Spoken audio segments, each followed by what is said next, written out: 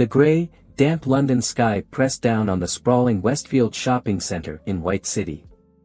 It was a typical November afternoon, the pre-Christmas rush just beginning to build.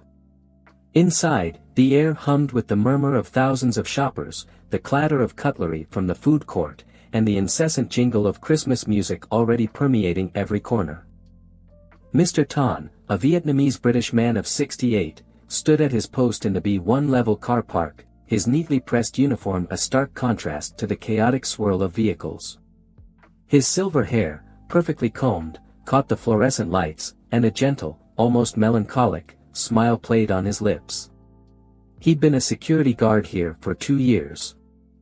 A far cry from his previous life as the CEO of Tan Textiles, a company he'd built from the ground up.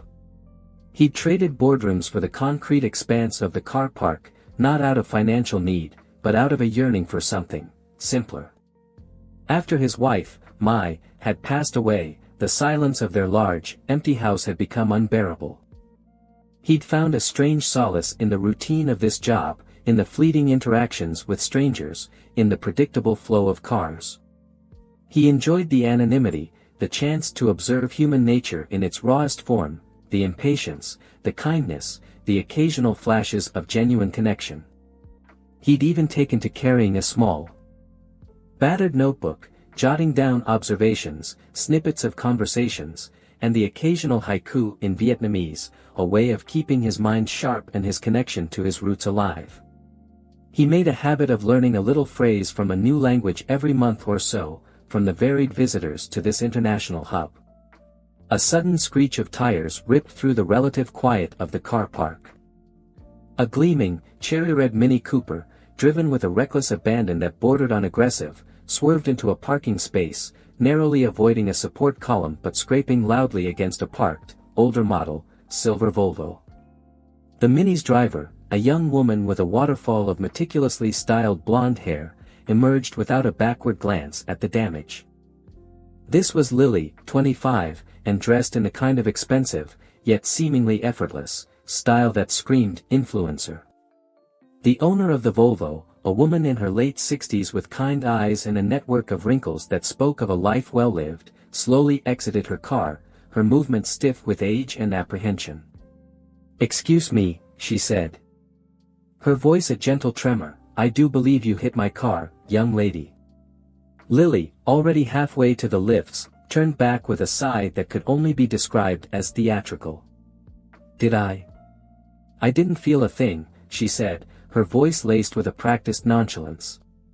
She ran a perfectly manicured hand through her hair, her eyes scanning the older woman's car with undisguised disdain. "Honestly, it's hardly a scratch. And it's an old car anyway." Mr. Tan, who had witnessed the entire incident, felt a familiar knot of frustration tighten in his chest. He'd seen this kind of behavior countless times, the arrogance, the disregard for others, the casual cruelty. He approached them, his steps measured and calm. "Excuse me, miss," he said, his voice even and polite, his Vietnamese accent subtly coloring his English, "I saw what happened. You did hit the lady's car." Lily turned her gaze on him, her eyes narrowing. "And you are?" she asked, the unspoken, "who cares," hanging heavy in the air. "I'm a security guard here, miss, Mr. Tan replied, unfazed by her dismissive tone. "It's my job to ensure things are orderly. You need to exchange insurance details with this lady." Lily let out a short, sharp laugh. "Exchange details? For that?" She gestured vaguely at the Volvo. "It's barely a scratch. Besides," she added, her eyes flicking over Mr. Tan's uniform, "I doubt you have the authority to tell me what to do." Mr. Tan's smile remained fixed, but a steely glint entered his eyes. He'd dealt with far more intimidating figures in the cutthroat world of international business. This young woman, for all her designer clothes and carefully cultivated attitude, was no match for him. "Miss," he said, his voice still calm but now carrying a hint of authority, "I may be a security guard, but I am also a witness. And I suggest you cooperate before this becomes a more serious matter." Lily, sensing perhaps that she had underestimated the bold man, as she'd already mentally labeled him, decided to change tactics. With a dramatic flourish, she pulled out her phone and, in a move that shocked even Mr. Tan with its brazenness, deliberately scraped her keys along the side of her own car, creating a long, jagged gash. "There," she exclaimed, pointing at the fresh damage. "See what you made me do. You distracted me. You," she struggled for a moment, her eyes darting around as if searching for the perfect insult. "You, foreign menace. You should go back to where you came from." The words, spat out with such venom, hung in the air. Mr. Tan felt a wave of weariness, a familiar ache in his heart. He'd faced prejudice his entire life, from subtle snubs to outright hostility. But it never got any easier. He took a deep breath, reminding himself of the lessons he'd learned over the years: patience, resilience, and the unwavering belief in the power of calm reason. He calmly activated his radio. "Control, this is Guard Tan, B1. Requesting management presence and police assistance. Incident escalating. I'm calling the police," Lily announced, her voice shrill. "You're going to be in so much trouble. Assaulting me, damaging my car. I'll sue you. I'll have you deported." She punched in a number on her phone, her finger jabbing at the screen. "Hello, police. I'm at Westfield, London, in the B1 car park. A security guard, he's attacking me. He scratched my car, and now he's threatening me. He's got this weird look in his eye. I think he's one of those crazy ones." Mr. Tan listened to her fabricated story, his expression unchanging. He'd learned long ago that the best way to deal with a liar was to let them weave their own web of deceit. About 20 minutes later, a police car arrived, its blue lights flashing silently, reflecting off the polished concrete floor. Inspector Davies, a man built like a brick wall with a surprisingly gentle face, emerged, followed by a young, eager constable. Mr. Henderson, the on-duty manager for Westfield, hurried alongside them, his face a mask of concern. "All right," Inspector Davies said, his voice a low rumble, "what seems to be the problem here?" Lily immediately launched into her performance, pointing dramatically at Mr. Tan. "He did it. He scratched my car, and then he threatened me. He's completely unhinged." Inspector Davies listened patiently, his eyes taking in every detail: Lily's agitated state, Mr. Tan's calm demeanor, the damage to both cars. He then turned to Mr. Tan. "Sir, can I see your ID, please?" Mr. Tan calmly produced his security badge and his driver's license. Inspector Davies examined them carefully. Mr. Henderson, who had been observing the scene with a growing sense of unease, suddenly gasped. "Mr. Tan. Is that really you?" He stepped closer, peering at Mr. Tan's face. "Mr. Tan, from Tan Textiles. It is you. I used to work for you, sir. In the marketing department. Years ago." Mr. Tan smiled, a genuine smile this time, a flicker of warmth in his eyes. "Mr. Henderson, yes. It's good to see you again. It has been a while." Mr. Henderson turned to Inspector Davies, his voice a mixture of astonishment and embarrassment. "Inspector, this is Mr. Tan. He was the CEO of Tan Textiles. One of the largest and most respected textile companies in the UK. He's a legend in the business world." Lily's face, which had been a picture of righteous anger, now drained of all color. Her carefully constructed persona shattered like a dropped vase. The phone slipped from her grasp, clattering onto the concrete floor. Inspector Davies raised an eyebrow, a flicker of amusement in his eyes. He looked from Mr. Henderson to Mr. Tan, then back to Lily. He took a closer look at Mr. Tan's driver's license, his eyes widening slightly as he absorbed the details. He then turned to the older woman, who had been standing quietly by her Volvo, observing the unfolding drama with a mixture of concern and quiet amusement. "Madam," he said to her, his voice now considerably softer, "did you witness this alleged incident?" The older woman nodded. "Yes, officer, I did. The young lady," she pointed at Lily, "hit my car while parking. It wasn't a major collision, but she certainly hit it. And then, when this gentleman," she gestured towards Mr. Tan, "pointed it out, she became very aggressive and, well, she scratched her own car and blamed him." Inspector Davies turned his gaze back to Lily, his expression now stern. "Miss," he said, his voice devoid of any warmth, "I believe we need to have a serious conversation. You're now facing charges of making a false report, criminal damage, and potentially, racially aggravated harassment." Lily's carefully constructed world had completely imploded. The arrogance, the entitlement, the carefully cultivated image, all gone, replaced by a raw, naked fear. She opened her mouth to speak, but only a strangled whimper escaped. Mr. Tan, watching her, felt a familiar wave of weariness. He'd seen this kind of behavior before, in the corporate world, in social circles, even in his own family. The desperation to maintain a facade, the willingness to lie and cheat to get ahead, the casual cruelty inflicted on those perceived as being lesser. But he also felt a flicker of something else, pity. He saw in Lily a young woman lost in a world of superficiality, desperately clinging to a false sense of self-worth. He knew that simply punishing her wouldn't solve anything. It wouldn't address the underlying issues, the insecurities, the warped values that had led her down this path. "Inspector," Mr. Tan said, his voice calm and resolute, "I don't wish to press charges."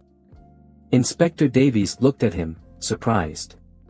"Sir, are you absolutely certain? This young woman has committed serious offenses.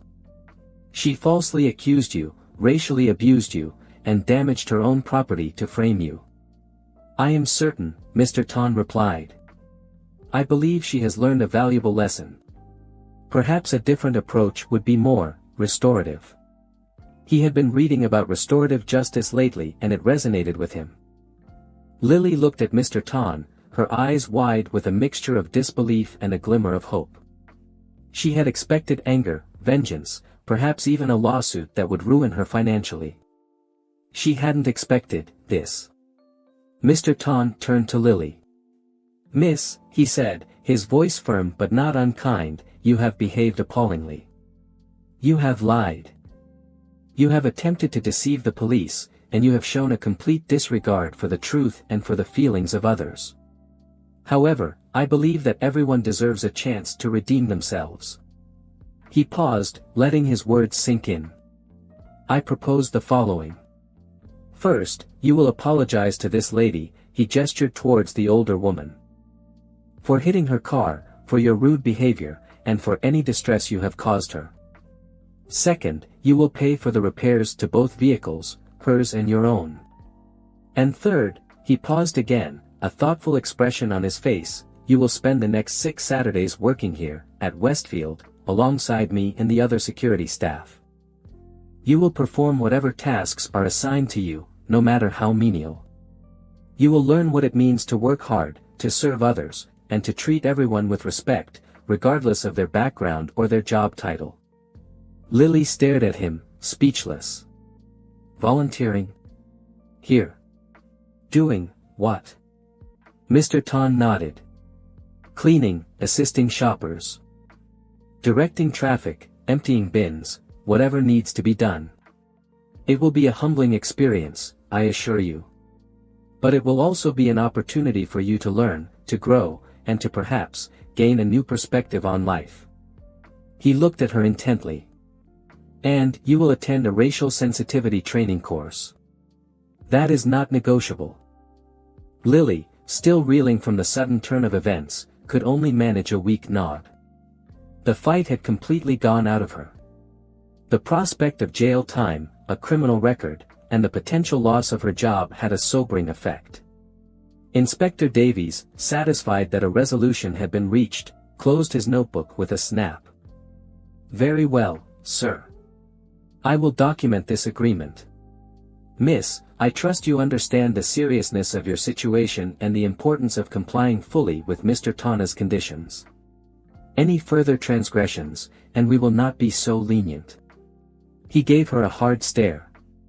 Mr. Henderson, still somewhat dazed by the revelation of Mr.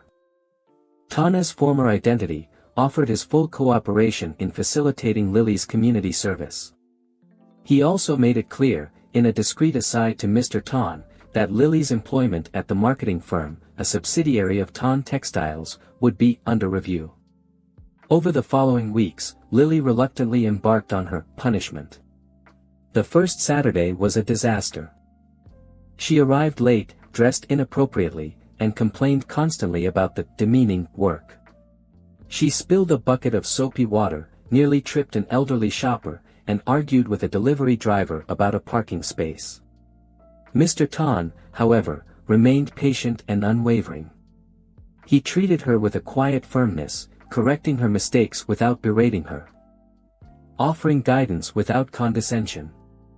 He shared stories about his own life, his early struggles as an immigrant, the challenges he faced building his business, the importance of hard work and perseverance. He spoke about the value of every individual, regardless of their background, and the importance of treating everyone with kindness and respect. He taught her how to parallel park flawlessly, a skill she'd clearly never mastered. Slowly, grudgingly, Lily began to change. The initial resentment and resistance gave way to a grudging acceptance, then to a flicker of genuine engagement. She started to see the world through different eyes.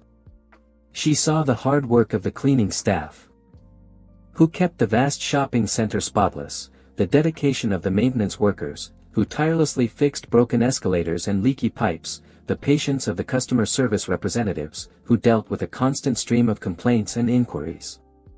She began to interact with shoppers, not as potential customers to be manipulated, but as individuals with their own stories and needs. She helped an elderly woman carry her heavy shopping bags, gave directions to a confused tourist, and even managed to retrieve a lost child's teddy bear, earning a tearful hug of gratitude from the distraught mother. One Saturday, as she was sweeping the floor near the food court, she saw the older woman whose car she had hit. She hesitated, her face flushing with shame. She walked over to her, her head bowed. I wanted to apologize again, she said, her voice barely above a whisper. I was incredibly rude and disrespectful. I'm so sorry for what I did. The older woman smiled, a gentle, forgiving smile. It's all right, dear. We all make mistakes. It's what we do afterwards that counts. Lily felt a lump form in her throat. It was the first time she had genuinely apologized to someone she had wronged, and the feeling was, surprisingly liberating. Mr. Tan, observing the exchange from a distance, felt a quiet satisfaction. He knew that Lily's transformation was far from complete, but he saw a glimmer of hope, a spark of genuine empathy that had been buried beneath layers of superficiality and self-absorption. One afternoon, during a break, Lily found Mr. Tan sitting in a quiet corner of the staff room, reading his battered Vietnamese English dictionary. She approached him hesitantly. Mr. Tan, she said, can I ask you something? Mr. Tan looked up, his eyes crinkling at the corners. Of course, Lily. Why did you do it? Why didn't you press charges? You could have ruined me. Mr. Tan closed his dictionary, placing a worn leather bookmark between the pages. Because, Lily, he said, I believe in second chances. I believe that people can change. And I saw something in you, beneath all the armor, that told me you were capable of more. He paused, then added, and perhaps, I saw a little bit of myself in you. When I first came to this country, I was young, ambitious, and often arrogant. I made many mistakes. I was fortunate to have people who believed in me, who gave me opportunities, who helped me learn and grow. Lily looked at him, her eyes filled with a newfound respect. She had never met anyone like him before. He was a man of immense power and wealth, yet he chose to live a simple life, to work a humble job. To help others. "Thank you, Mr. Tan," she said, her voice sincere. "For everything." "You're welcome, Lily," he replied. "Now, how about you help me sort out this recycling? It seems someone has put a pizza box in the paper bin again." Lily smiled, a genuine smile this time, not the forced, artificial one she used to wear. She picked up a pair of gloves and got to work. As they sorted through the discarded waste, Lily realized that she was no longer just fulfilling a punishment. She was actually enjoying herself. She was learning, growing, and, for the first time in a long time, feeling a sense of purpose. She had even started taking evening classes in Vietnamese. Intrigued by Mr. Tan's stories of his homeland, she was starting to understand that true worth came not from material possessions or social status, but from the kindness one showed to others and the integrity with which one lived one's life. Several months later, Lily, having long completed her community service, continued to volunteer at Westfield on occasional Saturdays. She had also, to everyone's surprise, including her own, been promoted at work, her newfound focus and work ethic impressing even her most cynical superiors. Her relationship with her colleagues had also transformed. She was no longer the aloof, self-absorbed influencer wannabe.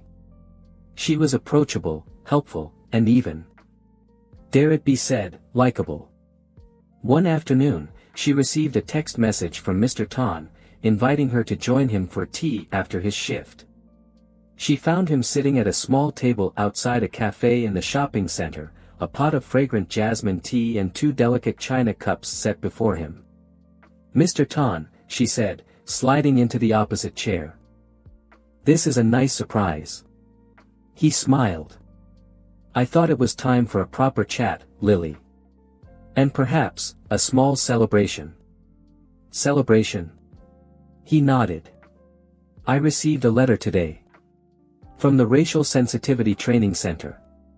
He handed her the letter. Lily scanned the document.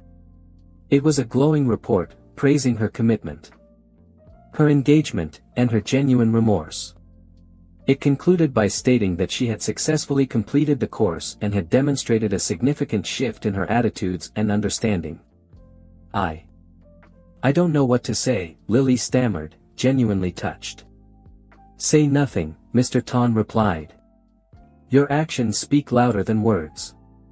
He poured her a cup of tea. "You have come a long way, Lily. I am proud of you." Tears welled up in Lily's eyes. She had never received such genuine praise, such unconditional acceptance. It was a far cry from the superficial validation she had craved in the past. "Thank you, Mr. Tan," she said, her voice thick with emotion. You changed my life." He smiled. "You changed your own life, Lily. I merely provided a little nudge in the right direction." They sat in silence for a moment, sipping their tea, the sounds of the shopping center swirling around them. "What will you do now?" Mr. Tan asked, breaking the silence. Lily thought for a moment. "I'm not sure," she said. "But I know I want to do something meaningful. Something that makes a difference." She paused. "I've been thinking about volunteering at a local community center, helping immigrants and refugees. I think I might have something to offer." Mr. Tan beamed. "That is wonderful news, Lily. I have no doubt you will be very good at it." He reached into his pocket and pulled out a small, intricately carved wooden box. "I have something for you," he said, handing it to her. Lily opened the box. Inside, nestled on a bed of velvet, was a small, silver pendant in the shape of a lotus flower. "It's beautiful," she whispered. "The lotus flower," Mr. Tan explained, "is a symbol of purity, resilience, and enlightenment. It grows in muddy water, yet it emerges clean and beautiful. It represents the ability to rise above adversity and to find beauty even in the most challenging circumstances." Lily fastened the pendant around her neck. It felt cool against her skin, a tangible reminder of her journey. Of the lessons she had learned, of the unexpected friendship she had found. "Thank you, Mr. Tan," she said, her voice filled with gratitude. "I will treasure it always." As they finished their tea, the late afternoon sun streamed through the glass roof of the shopping center, casting a warm glow on their faces. The sounds of the crowds, the music, the clatter of commerce, seemed to fade into the background. In that moment, there was only a quiet sense of peace, of connection, of hope. A young woman had found her way, guided by the wisdom and compassion of an old man who had once been a titan of industry, but who now found his greatest satisfaction in the simple act of guiding a lost soul back to the light. The bustling metropolis continued around them, oblivious to the small, significant victory that had taken place in its heart. But for Lily and Mr. Tan, it was a moment that would forever be etched in their memories, a testament to the transformative power of human connection and the enduring possibility of redemption. The unlikely pair continued to meet, and Lily learned more about Vietnam, and Mr. Tan enjoyed the company and fresh perspective of a young, vibrant woman.